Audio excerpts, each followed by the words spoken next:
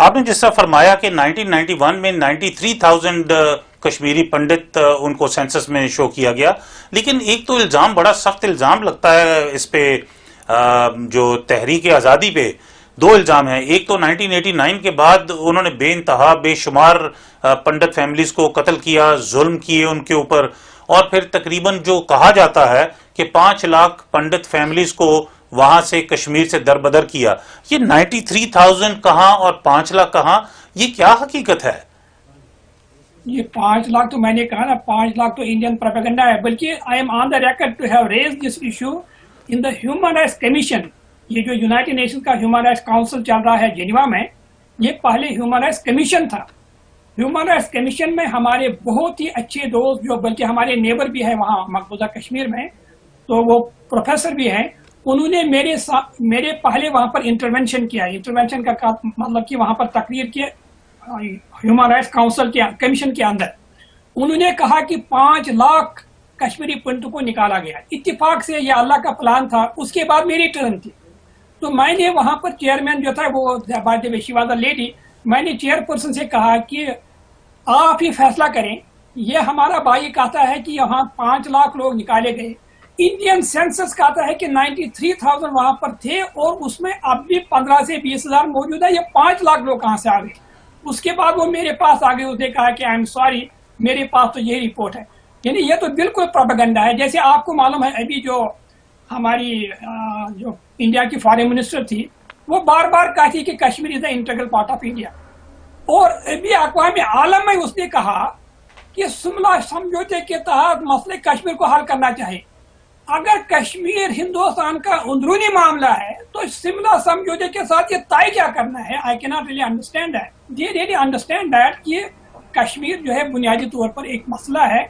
اور اب آپ دیکھیے، جو ہندوستان کا گورنر ہے وہ کہتا ہے کہ 200 سے 300 ہمارے پاس ملیٹنٹس ہے کشمیر کے اندر. ان کی رپورٹ ہے 300 ملیٹنٹس ہے، جبکہ آفیشیل رپورٹ ہے، بلکہ واشنگٹن ٹائمز کا ایڈیٹوریل میرے پاس ہے 1998 کا، واشنگٹن پوسٹ ایڈیٹوریل آف 1998.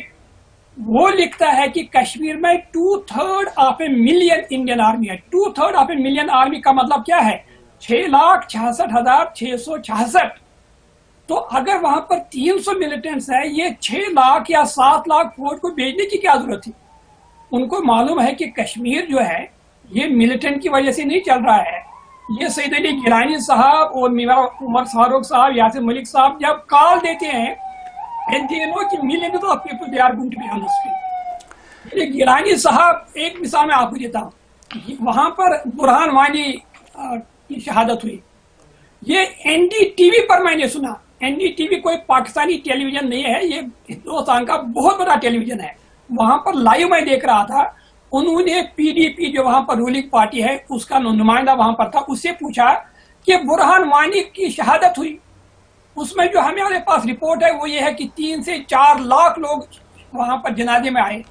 جب آپ کے والد صاحب، جب مفتی محمد سعید جو ہندوستان کے انٹیریئر منسٹر رہے ہیں، جو کشمیر کے وزیر اعلیٰ رہے ہیں، جب ان کا جنازہ ہوا اس میں 4-5 ہزار لوگوں سے زیادہ نہیں تھے، بلکہ وہ بھی ہمیں رپورٹس ہے کہ وہ دیور پولیس ان سول کلوتھس. تو کہنے کا مطلب یہ ہے کہ کشمیر کے اندر جب ہم یہ کہتے ہیں کہ وہاں پر لوگ ریزسٹ کرتے ہیں، یہ صرف گیلانی صاحب یا یاسر ملک صاحب، میرواز صاحب نہیں ہیں، یہ عام لوگ ہیں. اور بہت اہم بات یہ ہے کہ it is led by the youth, اور یوتھ نے گیلانی صاحب کو بھی، میرواز صاحب اور یاسر صاحب کو بھی کہا ہے آپ ہم پر بھروسہ کریں، we don't need gun, we want the peaceful movement, and we بہت امپورٹنٹ وہ ان کا کنکلوژن ہے، we want to take it to the logical conclusion. Faiz sahab, آپ نے بہت اچھی ہمیں انفارمیشنز دی ہیں، لیکن میں جانے سے پہلے آپ سے ایک ذاتی سوال کرنا چاہوں گا، اجازت ہے؟ جی بالکل بالکل بالکل. آپ کی ماشاءاللہ کشمیر کانفلکٹ میں، کشمیر ایشو کی ریزولوشن کی ٹرائی کرنے میں بہت خدمات ہیں، میں دل سے اس کا معترف ہوں. اگر کسی وقت کشمیر کی یہ مسائل ختم ہونے کا چانس ہوتا ہے تو آپ کا ووٹ کدھر جائے گا؟ انڈیپینڈنٹ کشمیر یا پاکستان کے ساتھ الحاق؟